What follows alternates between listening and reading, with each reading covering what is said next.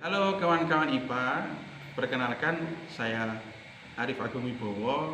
Saya adalah guru dari UPT SMP Negeri 1 Binangun. Dan hari ini saya ingin menunjukkan kepada kita semua, kita belajar bersama-sama, yaitu adalah cara bagaimana kita itu mengidentifikasi suatu senyawa itu asam atau basa, yaitu dengan menggunakan kertas lakmus. Adapun bahan dan alat yang digunakan untuk percobaan kali ini itu adalah yang pertama, untuk alatnya kita menggunakan itu namanya pelat tetes. Terus kemudian alat yang kedua itu adalah pipet tetes. Dan yang ketiga, bahan yang digunakan itu atau alatnya itu ada namanya ini kertas lakmus. Terus bahan-bahan yang mau kita uji, yang pertama adalah ada jeruk lemon, yang kedua ada kopi, yang ketiga ada obat darah tinggi, yang keempat ada entrostop atau obat diare, kelima ada autan, keenam ada air cuka, lalu ketujuh ada air bentis atau air mengkudu, yang berikutnya adalah air deterjen, kemudian air untuk obat suplemen makanan, obat antivirus, kemudian teh, lalu sampo, dan yang terakhir adalah air kelapa. Gini teman-teman, jadi bagaimana nanti hasil dari percobaan hari ini, langsung saja nanti kita lihat hasilnya ya. Halo teman-teman, langkah berikutnya setelah semua zatnya ini sudah dicairkan seperti itu, dilarutkan seperti itu. Nah, ini mulai dari jeruknya ini sudah dimasukkan ke dalam pipet, dalam plat tetesnya ya, dimasukkan dalam plat tetes semuanya sampai dengan air bentisnya ini. Yang kita lakukan berikutnya adalah kita menaruh kertas lakmus merah dan biru di masing-masing plat tetesnya agar kita mengetahui apakah larutan tersebut merupakan larutan asam atau basa. Baik, langsung saja saya taruh di sini ya semuanya. Iya.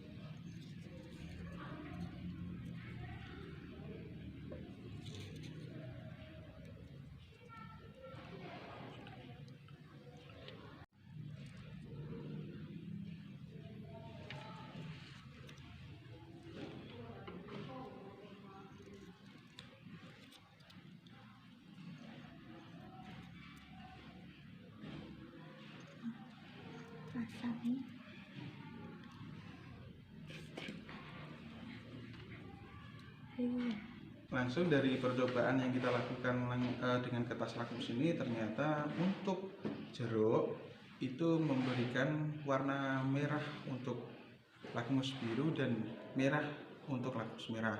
Kemudian untuk kopi itu memberikan warna merah untuk lakmus merah dan merah untuk lakmus biru.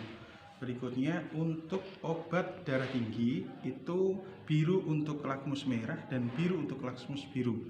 Kemudian untuk entrostop biru untuk lakmus merah dan biru untuk lakmus biru. Kemudian untuk autan itu merah untuk lakmus biru, merah untuk lakmus merah. Untuk asam cuka merah semuanya untuk kertas lakmusnya, baik merah atau biru.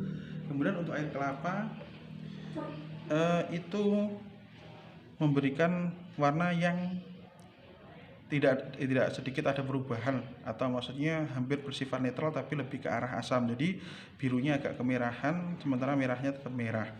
Kemudian untuk sampo untuk merah jadi biru ya, untuk merah jadi biru ya. Sementara untuk birunya tetap. Kemudian untuk teh ternyata merah dan birunya tidak berubah, atau teh dari ini teh Rio-nya. Terus kemudian untuk antivirus itu biru dari biru, merah dari biru. Terus kemudian untuk kurkuma atau obat suplemen makanan itu yang biru tetap biru ya, yang merah agak kebiruan. Terus kemudian untuk deterjen biru jadi biru, merah jadi biru, dan untuk air bentes itu adalah merah jadi merah, tetap merah, untuk biru jadi merah. Jadi seperti itu teman-teman untuk percobaan hari ini. Mungkin yang perlu kita perhatikan adalah bahan-bahan atau zat-zat baik itu asam atau basa itu masih termasuk bahan baru atau sudah termasuk bahan lama, karena ketika nanti bahan baru atau bahan lama akan memberikan hasil yang berbeda. Contohnya obat, di sini obatnya itu karena dia ada yang lama sifatnya, obat antivirusnya itu lama, ternyata untuk kertas lakmus biru tidak langsung jadi biru tapi agak masih kemerahan, dan juga untuk obat suplemen makanannya itu tidak kelihatan perubahan warna yang terjadi.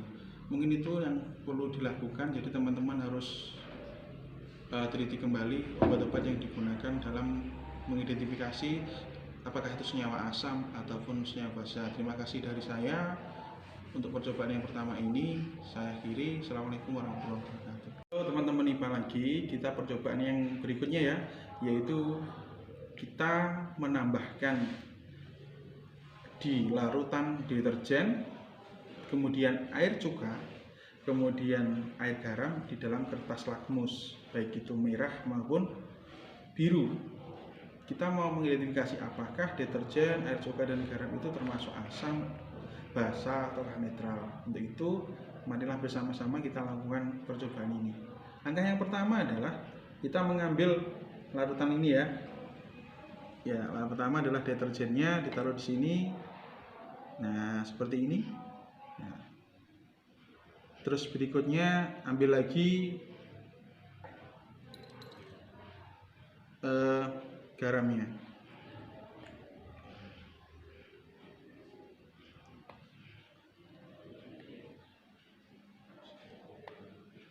Dan untuk yang terakhir itu adalah ditambahkan cukanya ya.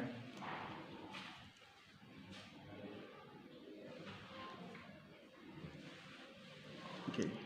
Setelah semuanya ditambahkan, langsung kita masukkan lakmus biru dan lakmus merah terhadap 3 larutan tersebut.